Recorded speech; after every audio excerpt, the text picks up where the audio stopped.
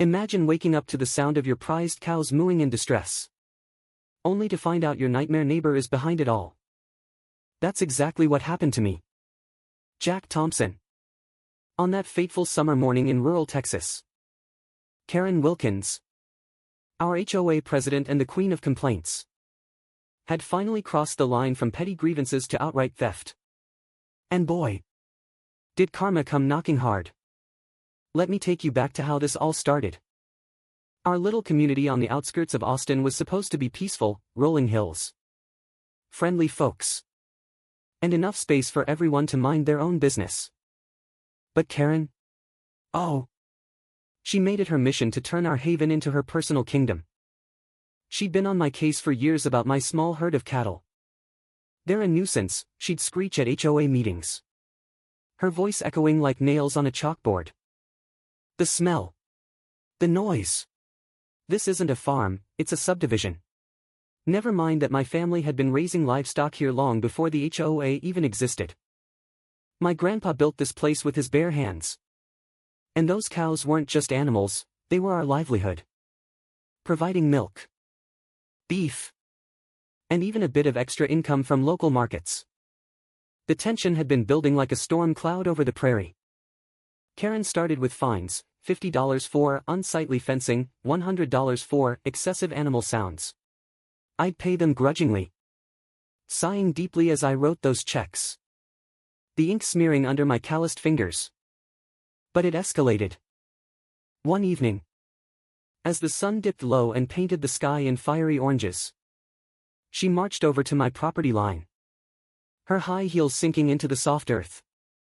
Jack, you need to get rid of those beasts or I'll make your life hell, she threatened, her perfume clashing with the earthy scent of hay and manure. I just shook my head, the frustration bubbling up like hot coffee. Karen, this land is zoned for agriculture. You can't dictate what I do on my own property. But she wouldn't listen. Her eyes narrowed, and she stormed off, leaving a trail of indignation in her wake. Why did she hate us so much? That's the question that kept me up at night, tossing and turning under the creaky ceiling fan. Maybe it was jealousy. Our farm was thriving while her manicured lawn looked like a golf course on life support. Or perhaps it was control. Karen thrived on bossing people around. She'd already bullied the Smiths into removing their kid's swing set because it clashed with the aesthetic. But with me, I pushed back. At the last HOA meeting, I stood up, my voice steady but laced with anger. Enough is enough. These rules are arbitrary. And you're abusing your power.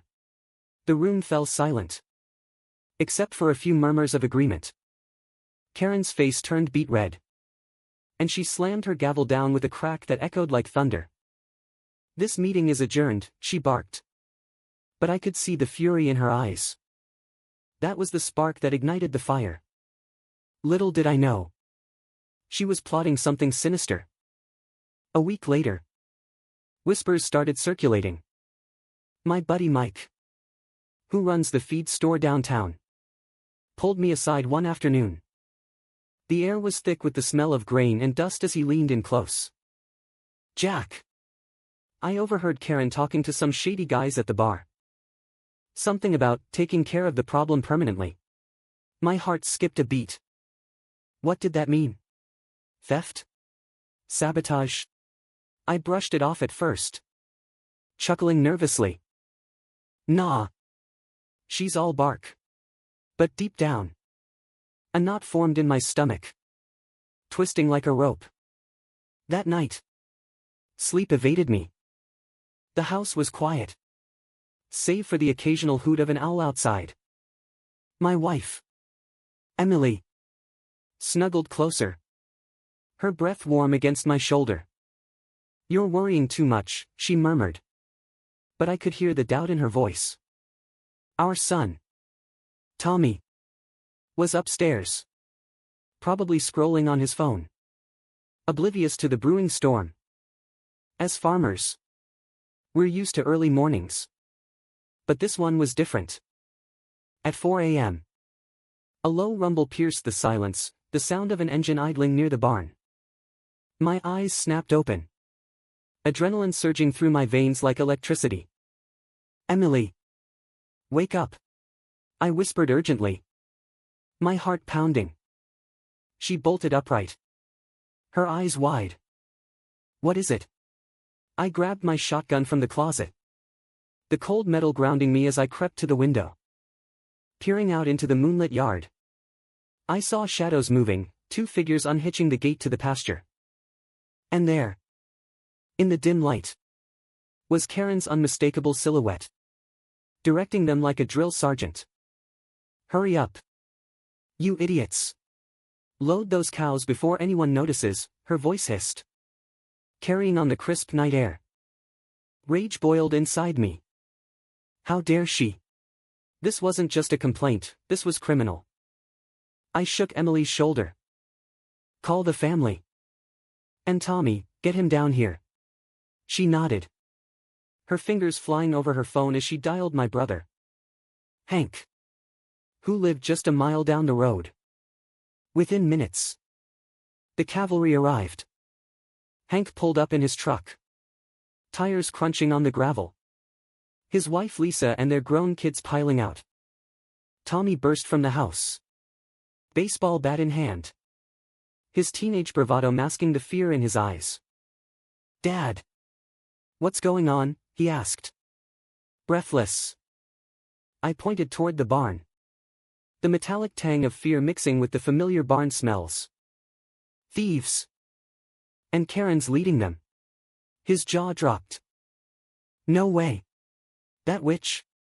We moved like a well-oiled machine. Years of farm life honing our instincts. The air was alive with tension, the low moos of confused cows, the clank of metal gates, and Karen's impatient whispers. Emily! Flank the left, I directed. My voice low but firm. She nodded, grabbing a pitchfork from the shed, its tines glinting under the stars. Hank and his crew circled right, their footsteps muffled by the dew-kissed grass. My pulse thundered in my ears as we closed in. What if they were armed? What if this turned ugly? Suddenly, a cow bellowed loudly, startling one of the thieves. He tripped over a feed bucket with a loud clang, and chaos erupted. Now! I shouted, flipping on the floodlights. The yard blazed to life, illuminating the scene like a spotlight on a stage. Karen froze, her face a mask of shock as she saw us. Jack! What the, get out of here! This is none of your business, she yelled. But her voice cracked, betraying her panic. None of my business? I roared back, advancing with the shotgun pointed skyward. You're stealing my livestock on my land. That's felony theft. Karen! The two accomplices, burly guys I'd never seen before, dropped the ropes and raised their hands, eyes darting for escape. But Emily blocked one path. Her pitchfork jabbed forward. Don't even think about it, she warned, her tone ice cold. Tommy tackled the other from behind, wrestling him to the ground with a grunt. Gotcha, he exclaimed, the dirt smearing his shirt. Hank and Lisa rushed in, ropes in hand from the truck. We pinned them down swiftly, the thieves first, their wrists bound tight against the rough hemp. Karen struggled, kicking and screaming. You can't do this. I'll sue you all. This is assault. Her words flew like daggers, but we ignored them. Lisa, ever the calm one, tied her hands gently but firmly.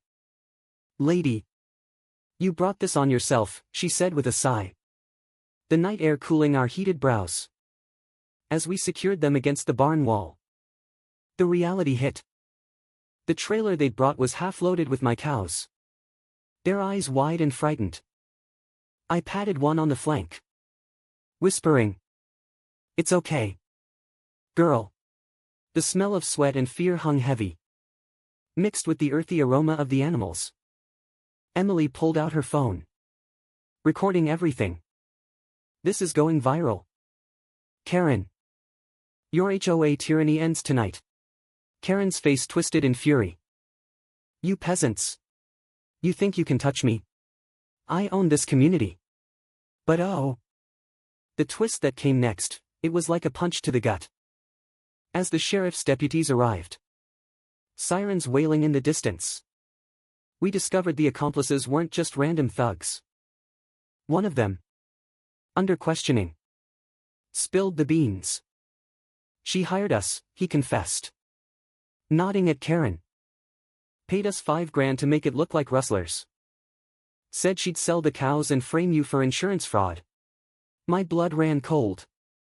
Frame me? The audacity. Emily gasped, her hand flying to her mouth. You monster. All because you couldn't stand a few mooing cows. The deputies cuffed them properly. Reading rights amid Karen's hysterical protests. This is a setup. They're lying. But the evidence was damning, the trailer registered in her name. Emails on her phone coordinating the heist. As they led her away, she turned to me, eyes blazing. You'll regret this. Jack. I'll ruin you. I just shook my head. A weary smile creeping on. No. Karen. You've ruined yourself. The next few weeks were a whirlwind. The story exploded online, YouTube channels picked it up, dubbing it Karen's Cattle Catastrophe. Comments flooded in, karma at its finest. Finally, justice for overbearing HOAs. Our family became local heroes, with neighbors stopping by to share their own Karen horror stories. The HOA dissolved her presidency, electing someone sane. And Karen? She faced charges, grand theft, conspiracy, the works. Her trial was a spectacle, witnesses testifying to her years of bullying. In the end, she got probation, community service, and a hefty fine that wiped out her savings. Watching her pick up trash along the highway, orange vest clashing with her designer sunglasses, I felt a pang of pity mixed with satisfaction. How the mighty fall, Hank muttered as we drove by one day. But here's the real kicker, the high climax that sealed it all. During the trial, a surprise witness emerged, an old HOA board member who'd recorded Karen admitting to past frauds.